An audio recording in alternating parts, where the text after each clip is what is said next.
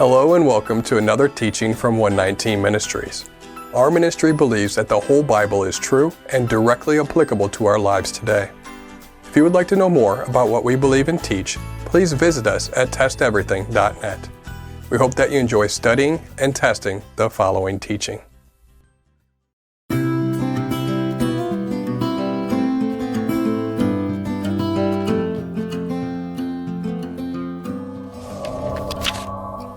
Does Isaiah 58 verses 13 through 14 mean that we cannot have any pleasure on the Sabbath? Isaiah 58. If you turn back your foot from the Sabbath, from doing your pleasure on my holy day, and call the Sabbath a delight and the holy day of Yahweh honorable, if you honor it, not going your own ways, or seeking your own pleasure, or talking idly, then you shall take delight in Yahweh, and I will make you ride on the heights of the earth. I will feed you with the heritage of Jacob your father, for the mouth of Yahweh has spoken. It appears rather clear, doesn't it? We are not to do our own pleasure on the Sabbath. Playing Monopoly with the kids, going for a walk with your wife, playing with your dog, or doing anything pleasurable outside of biblical study or related activity is not to occur on the Sabbath. We're not to do our own pleasure, right? Well, just maybe some are being too quick in their understanding of these couple of verses. We need to test everything, and to test everything, we need to test it back to the Torah. Why? Because Isaiah is a prophet, and how do we test prophets? We test prophets by using Deuteronomy chapter 13. In Deuteronomy 13, we learn that a true prophet is a prophet that teaches Yahweh's commandments. Anyone that adds to the commandments or takes away from the commandments is considered a false prophet. For more on this, please see the teaching, the Deuteronomy 13 test. We also find such instruction elsewhere in the Torah. Deuteronomy chapter 4. You shall not add to the word that I command you, nor take from it, that you may keep the commandments of Yahweh your Elohim that I command you. We see this commandment repeated just before we enter into Deuteronomy 13. Deuteronomy chapter 12.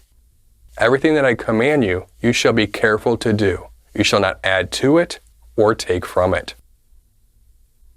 It is not a coincidence that this commandment is being repeated just before we enter into the context of Deuteronomy 13. As Deuteronomy 13 concludes, no true prophet from Yahweh will add to or take away from his Torah. That being said, we must test Isaiah to the very same criteria. Isaiah must go through the Deuteronomy 13 test. What are the instructions surrounding the Sabbath in the Torah? How do we keep the Sabbath holy or set apart? They are fairly simple, right? Do not work on the Sabbath. You rest. Do not have any of your servants work on the Sabbath. They rest. Do not have any of your livestock work on the Sabbath. They also rest. So, in summary, the seventh day is all about no work. Just rest, right? That is how our Creator set the day apart. And thus, that is the very definition and example of how we are to set that day apart. Genesis chapter 2. So Elohim blessed the seventh day and made it holy, because on it God rested from all his work that he had done in creation. So where in the Torah do we find any instruction to not do our own pleasure? Well, actually, nowhere. So then, what is Isaiah talking about? He is not a false prophet, so how does this all make sense? Isaiah 58. If you turn back your foot from the Sabbath, from doing your pleasure on my holy day, and call the Sabbath a delight and the holy day of Yahweh honorable. The English Standard Version, for example at BibleGateway.com, makes a footnote that the word for pleasure may be best understood as business. This would mean that we're not to do our own business on the Sabbath day. Usually, or the way it is supposed to be, your business is something such as a trade or a skill that you have, that you are good at and you love to do it, and it also provides you income. Often today, that is not so much the case. In fact, most people today take vacations from their job just to get away from it. The JPS Tanakh interprets the Hebrew word in the same way. Isaiah 58:13. If thou turn away thy foot because of the Sabbath, from pursuing thy business on my holy day, and call this Sabbath a delight, and the holy of Yahweh honorable, and shalt honor it, not doing thy wonted ways, nor pursuing thy business, nor speaking thereof. In biblical times, you would do a job that you loved, and you would not want to take a vacation from it. It is a completely different perspective. Your business gave you pleasure. It was what you loved to do day in and day out. Does that make sense in the context? Actually, it does. Let's read the prior verses. Verse 3. Why have we fasted, and you see it not? Why have we humbled ourselves, and you take no knowledge of it? Behold, in the day of your fast you seek your own pleasure, and oppress all of your workers. Once again, the JPS Tanakh provides the better translation of business instead of pleasure. Wherefore have we fasted, and thou seest not? Wherefore have we afflicted our soul, and thou takest no knowledge? Behold, in the day of your fast ye pursue your business, and exact all your labors.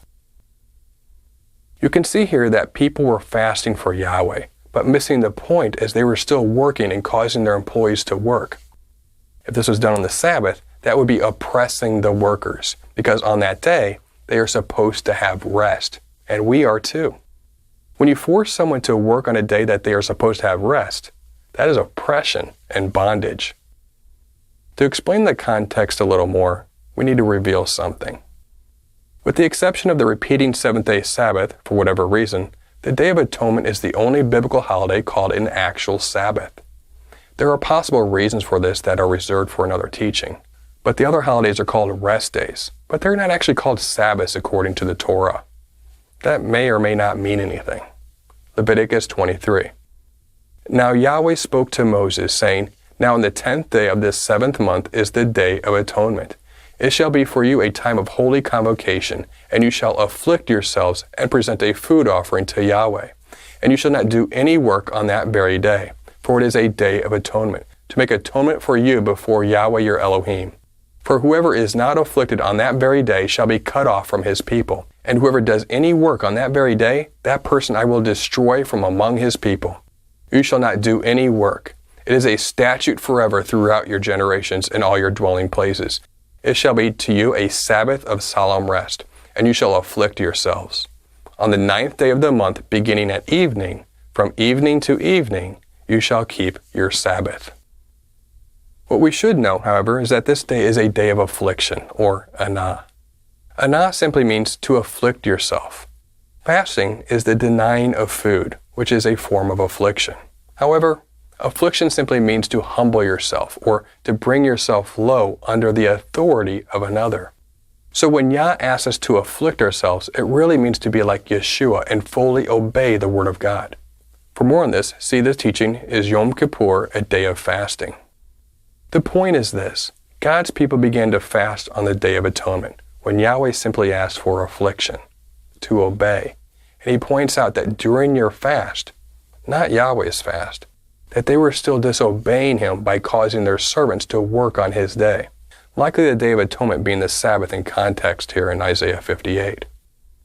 Why have we fasted, and you see it not? Why have we humbled ourselves, and you take no knowledge of it? Behold, in the day of your fast you seek your own pleasure, or business, and oppress all of your workers. Notice here how own pleasure, or really own business, is defined. In context, it is defined as literally oppressing all your workers, or more specifically, causing them to work on the Sabbath. Do you see what is going on here? Does this not help bring clarity to the type of pleasure that we are to refrain from in verse 13? If you turn back your foot from the Sabbath, from doing your pleasure or business on my holy day, and call this Sabbath a delight and the holy day of Yahweh honorable. Yahweh then proceeds to explain to them that it is not their fasting that is important on this day. What is important is obedience. What is important is that they bow and humble themselves, obeying the word of God by not working or causing others to work on his set-apart day. Watch how Yahweh brings the focus to humbling oneself and what that means as opposed to just fasting. Behold, you fast only to quarrel and fight and to hit with a wicked fist. Fasting like yours this day will not make your voice to be heard on high. Is such the fast that I choose, a day for a person to humble himself? Is it to bow down his head like a reed and to spread sackcloth and ashes under him? Will you call this a fast and a day acceptable to Yahweh? Is not this the fast that I choose, to loose the bonds of wickedness, to undo the straps of the yoke, to let the oppressed go free, and to break every yoke? Is it not to share your bread with the hungry, and bring the homeless poor into your house? When you see the naked, to cover him, and not hide yourself from your own flesh? Nowhere in the Torah does it forbid that we cannot have pleasure on the Sabbath. If Isaiah was saying that in Isaiah 58, he would be adding to the Word of God. So we hope that brings clarity to Isaiah 58. It appears that Isaiah 58 is about the Day of Atonement, or Yom Kippur, as a Sabbath his people were not obeying correctly. They were focused on a form of affliction as fasting, instead of a true repentant humbling of affliction Yah calls for us as obedience to His Word. They were breaking the Word of God by causing others to work on His set-apart day, which Yahweh called doing your own pleasure. Doing your own pleasure, then, in context, is limited to just that. Thus, Isaiah is not adding to the Word of God here or taking away from it. It is a shame that some translations confuse this Hebrew word as pleasure when business is more accurate. Many more recent translations correct this error in their footnotes, but sadly, many do not see it. In this case, the JPS Tanakh nails the translation of Isaiah 58. We hope that this teaching has blessed you, and remember, continue to test everything. Shalom.